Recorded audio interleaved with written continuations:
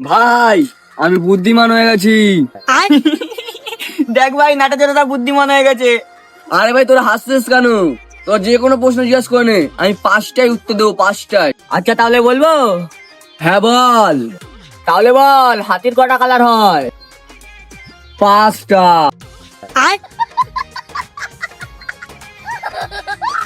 ঠিক আছে বল, ডাইনোসর কবে মরেছিল? 5। আমি বলেছিলাম না, তুই যে কোনো প্রশ্ন জিজ্ঞাসা করে নে, আমি প্রশ্নর 5টা উত্তরই দেবো। আরে তোর দিয়ে বেশি বুদ্ধিমান তো আমি। তুই 5 করে উত্তর দিচ্ছিস, আমি 10 করে দেব।